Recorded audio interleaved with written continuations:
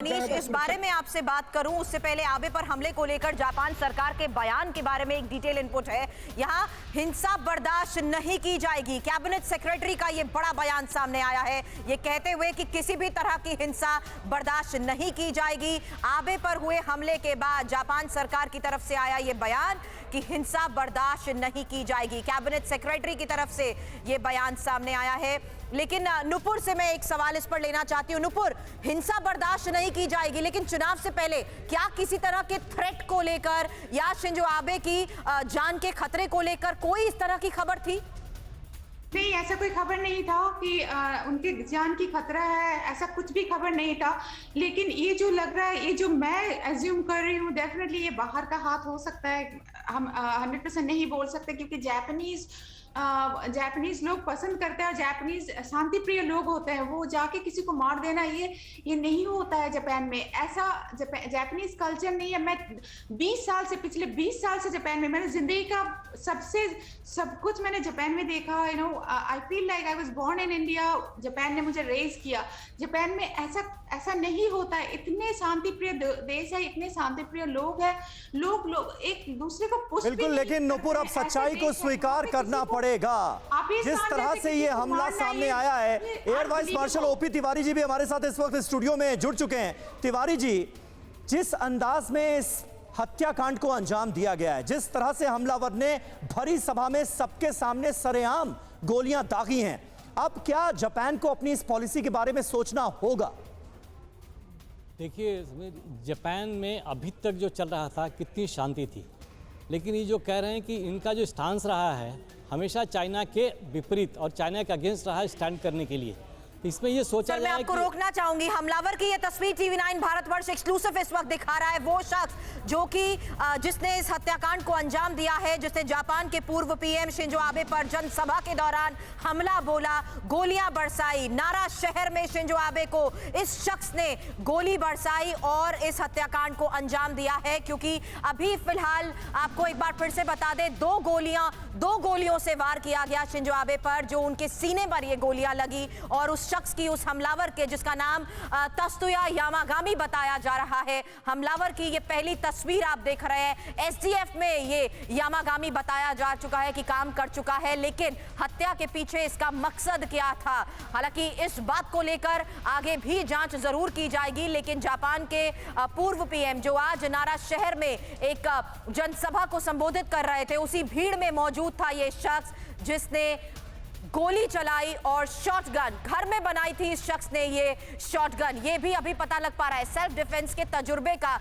इस्तेमाल इसने किया। और क्योंकि ये सेल्फ डिफेंस से ही जुड़ा रहा है, इसीलिए इसने बंदूक अपने घर पर ही बनाई थी और उसी बंदूक से इसने वार किया, शिंजो आबे पर गोली बरसाई। एक बार फिर से बता दें, यामागामी ये वो हत्यारा है, ये वो शख्स है जिसने जापान के पूर्व PM पर जनसभा के दौरान गोली बरसाई। और इस शख्स के बारे में अभी फिलहाल जानकारी मिल रही है कि 40 इस शख्स की उम्र है और ये SDF के साथ जुड़ा रहा है। समीर, बिल्कुल, हमारे साथ तमाम खास मेहमान भी मौजूद हैं इस वक्त और हमलावर की पहली तस्वीर इस वक्त आप देख रहे हैं TV9 भारतवर्ष पर। सुरक्षा कर्मियों ने इस हमलावर को मौके से गिरफ्तार कर लिया है। तत्सुया यामागामी इसका नाम बताया जा रहा है। जापान की सेल्फ डिफेंस फोर्स में यह शख्स काम कर चुका है और यही वजह है कि उसने अपने एक्सपीरियंस का इस घातक हमले के लिए इस्तेमाल किया। सेल्फ डिफेंस के तजुर्बे का इस्तेमाल करते हुए इस शख्स ने, इस हमलावर ने,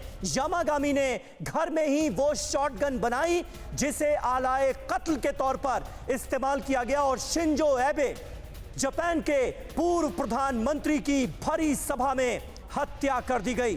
ब्रिगेडियर विनोद दत्ता हमलावर की तस्वीर हमारे सामने है। नाम है इसका तत्सुया यामागामी, उम्र 41 साल और पता यह भी चल रहा है कि एक्सटेंसिव एकेडमिक बैकग्राउंड से यह शख्स ताल्लुक रखता है। हाँ, देखिए, जिस तरह का बैकग्राउंड उसका बताया जा रहा है और क्योंकि वो डिफेंस फोर्सेस में भी रहा है जी, तो वो पूरे एक सोची समझी रणनीति के साथ आया था या स्ट्रेटेजी बना के आया था कि मुझे आज इस घटना को अंजाम देना है। और इसमें देखिए, पॉलिटिकल जो इंटरफेरेंस है उसको बिल्कुल नकारा नहीं जा सकता। और जब तक इन सूत्रों की या इन जो बिल्कुल टीवी 9 भारतवर्ष पर इस हमलावर यामागामी की एक एक डिटेल हम आपको दे रहे हैं और ताजा अपडेट ये कि हमलावर के पास मेडिकल की डिग्री भी थी, ये भी पता चला है। तो आप देखिए ये शख्स किस तरह से सेल्फ डिफेंस फोर्स से इसका नाता पाया गया है। पहले ये मेंबर रहा है और उसने अपने एक्सपीरियंस का कितना घातक इस्तेमाल किया, ये जानकारी सामने आ चुकी है। मेडिकल डिग्री भी थी इस शख्स के पास और इसका एकेडमिक बैकग्राउंड भी शानदार था और इसने हमला किया है। मेडिकल कॉलेज में ये शख्स, ये हमलावर एसोसिएट प्रोफेसर था, ये जानकारी सामने आ रही है टीवी 9 भारतवर्ष पर इस हमलावर की एक एक डिटेल, क्योंकि इस वक्त पूरी दुनिया के सामने ये सबसे बड़ा सवाल है कि ये हमलावर कौन था, इसकी मंशा क्या थी। इससे जुड़ी एक एक डिटेल हम आपको दे रहे हैं। मेडिकल कॉलेज में ये शख्स एसोसिएट प्रोफेसर था, मेडिकल की डिग्री थी इसके पास, यानी एक्सटेंसिव एकेडमिक बैकग्राउंड से ये शख्स ताल्लुक रखता था और इसने सेल्फ डिफेंस फोर्स में भी काम किया हुआ था। ये फॉर्मर मेंबर था, इसलिए इस शख्स ने अपने एक्सपीरियंस का बेहद घातक इस्तेमाल किया और शिंजो एबे, जापान के पूर्व प्रधानमंत्री की भरी सभा के दौरान गोली मारकर जान ले ली।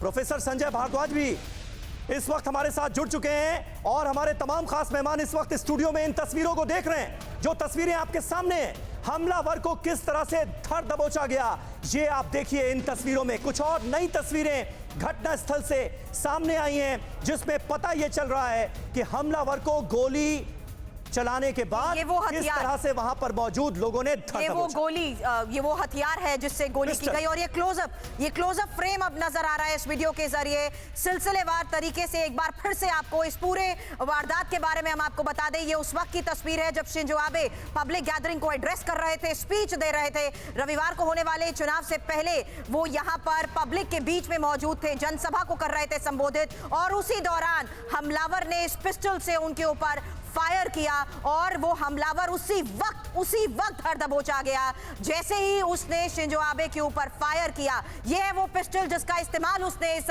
वारदात को अंजाम देने के लिए किया। हमलावर का नाम है तत्सुया यामागामी और ये वो तस्वीर है जब शिंजो आबे जनसभा को संबोधित कर रहे थे। एग्जैक्टली वही जगह और वो वारदात की जगह की तस्वीर हम आपको दिखा रहे हैं जिस वक्त उनके ऊपर फायर किया गया। रवि मेरे सहयोगी इस वक्त हमारे साथ एक बार फिर जुड़ चुके हैं। रवि, ये तस्वीरें वाकई बता रही है कि किस तरीके से भीड़ के मौजूद इस शख्स ने अपने हाथ से, अपने खुद से बनाई गई पिस्टल का इस्तेमाल करते हुए हत्याकांड को अंजाम दिया। बिल्कुल सुरभि, लेकिन जो बड़ा सवाल यह है कि वेपन के साथ इतनी प्रॉक्सिमिटी में आने कि सिचुएशन कैसे बनी, ये अपने आप में बड़ा सवाल है। कोई छोटे मोटे नेता नहीं है शिंजो आबे, कोई ऐसी शख्सियत नहीं है कि उनकी सिक्योरिटी को इतनी आसानी से ब्रीच किया जा सके।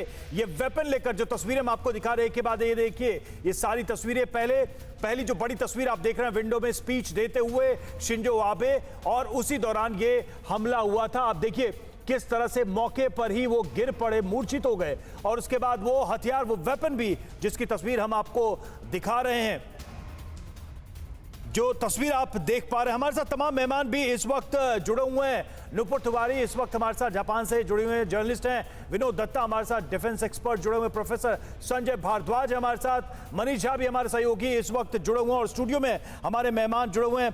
एसपी सिंह सर हमारे साथ जुड़े हुए हैं, एसपी सिन्हा सर हमारे साथ जुड़े हुए हैं और उसके पहले कुछ तस्वीरें भी हम आपको दिखा रहे हैं। बिग वॉल पे जाएंगे और अपने सहयोगियों से कहेंगे कि जरा उन तस्वीरों को भी एक्सप्लेन करें। एग्जैक्टली एक तस्वीर और ये तस्वीरें उस वक्त की हैं जिस वक्त शिंजो आबे लोगों के बीच मौजूद थे, एड्रेस कर रहे थे उस जनसभा को और हैरानी इस बात की है कि इन्हीं लोगों में मौजूद था ये हमलावर अपनी पिस्टल के साथ तैयार था और पीछे से उसने पहले फायर किया। एक गोली की आवाज सुनाई दी और उसके बाद देखिए सीधा गोली शिंजो आबे के सीने पर जाकर लगी। ये अलग अलग वीडियोस अब सामने आ रहे हैं। शिंजो आबे देखिए हाथ में माइक, लोगों को संबोधित कर रहे हैं। वक्त बताया जा रहा है उस टाइम का लोकल समय 1:21।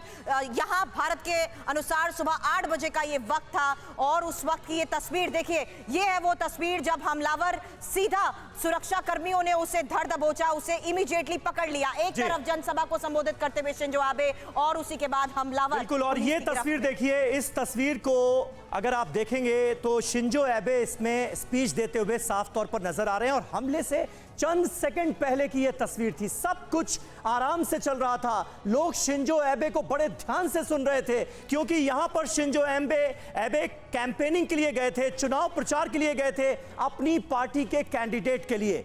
भरी सभा में अचानक एक शख्स जो कि शिंजो एबे के पीछे खड़ा उनको सुन रहा था, वो पिस्टल निकालता है और ताबड़तोड़ गोलियां दाग देता है। और ये वो पिस्टल है, यही वो पिस्टल है जो कि हैंडमेड बताई जा रही है क्योंकि ये जो हमलावर है यामागामी, ये एसडीएफ में काम कर चुका है। उसने अपने एक्सपीरियंस का इस्तेमाल किया क्योंकि वहां पर गन लॉज जो हैं जापान में वो बहुत स्ट्रिक्ट हैं।